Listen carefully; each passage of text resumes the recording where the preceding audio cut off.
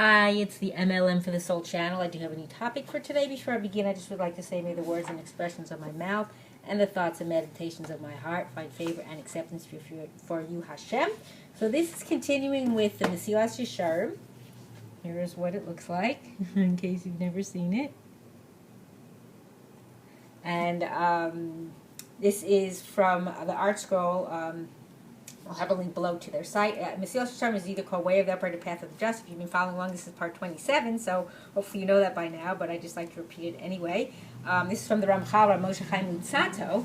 So what I neglected to do last time, because we were talking about the ways, factors that detract from Zahiras, which is vigilance, is that there were different, different factors.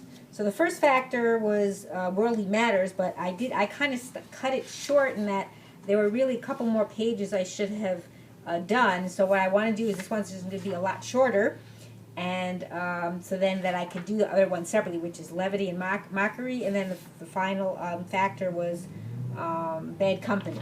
So this one's going to be a little bit shorter than usual. So the Ramchal here explains how Torah study acts as an antidote to the evil inclination.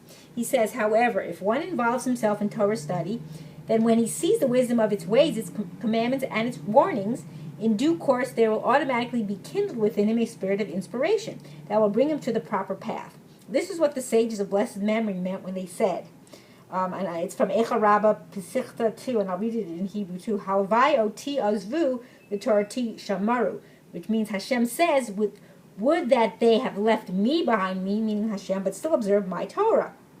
For the divine light that is within the Torah returns a person to good. So the commentary here says that Ramchal explains elsewhere in Baruch Hashem that the sages reveal here a great secret. If the wicked who had, quote, left Hashem behind by committing sins do not forsake the study of Torah, then they will ultimately return to the path of good, for the Torah's holiness will gradually penetrate those who study it.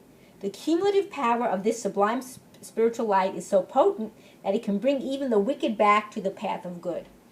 And then it says, Si'etz Yosef to Echa Rabbah. And then this applies even to the wicked who do not recognize the great sanctity of the Torah. For those who recognize its sanctity and for those who properly observe its commandments, this phenomenon is much more potent.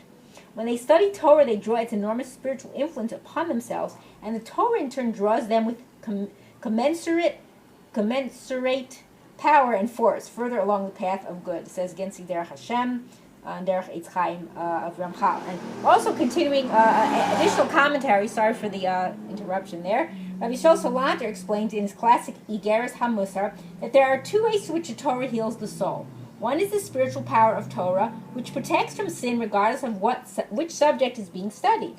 And that says Sisota 21a. The other is the natural outcome of study of the laws that apply to a specific mitzvah, in which one's observance must be strengthened. For example, if one needs to fortify his integrity in business dealings, he should study the laws of business ethics. Similarly, if he is tempted to indulge in improper or slanderous speech, he should study the laws that relate to such talk. Studying Torah in this way prepares a person to avoid that which is forbidden, and to take advantage of mitzvah opportunities as they arise. And then also it says, Or Yisrael 7, see Rashi, Avodah Zarah, etc.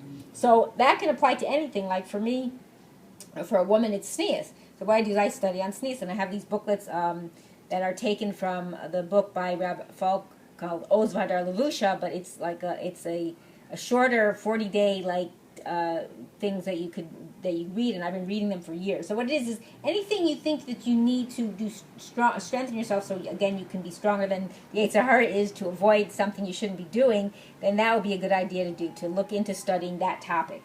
So he continues on here, having explained that Torah study in general is a prerequisite for the attainment of spirituality, Ramchal returns to the subject of Zahiras and explains how Torah study facilitates attainment of this trait.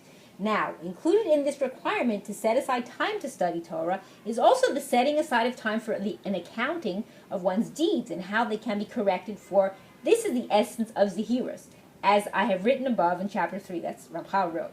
So commentary here says, scrutinizing and improving one's deeds are crucial components of Zahiras, as was explained in chapter 3. The Ramchal adds here that such accounting for the sake of correcting one's conduct is actually an integral component of Torah study itself. Ramban similarly writes in Igeres HaRamban that Torah study must include the search for practical application. And see also the adage of Rava in Baruch 17a. One is thus obligated to set aside time for making this accounting, just as he's obligated to set aside time for Torah study in general. It's not just the Torah study so you have to account for everything you've done. So continuing on, but even aside from this, i.e. the time designated for Torah study and introspection, whatever free time remains for a person from his business matters, if he is wise, he will certainly not waste it. Rather, he will immediately seize upon the free time and not let it go, and use it to engage in the affairs of his soul and the improvement of his divine service. Commentary here. Often a fixed study session becomes an excuse to neglect Torah study during other free times. One justifies himself by saying, I have fulfilled my quota for the day. That's Rabbi Charna in Iyunim. In fact, however, one who does this is considered derelict, for the Torah is meant to be studied whenever time allows. Yesharim 9:5, cited in Mishnah Berurah 155:4. It is only because people are so consumed with their business and would otherwise fail to study at all that they must set aside at least some fixed time for Torah study, as cited in note 3 above. But this does not exempt them from using any other free time for Torah and self-improvement. That's from Shalah and Masechet Shavuos. So that's the thing, is any free time you have. I mean, for women, there's no Yetzer Hara for studying Torah, so I love to study, and I wish I could do it every second and not sleep or anything like that, but that's not possible.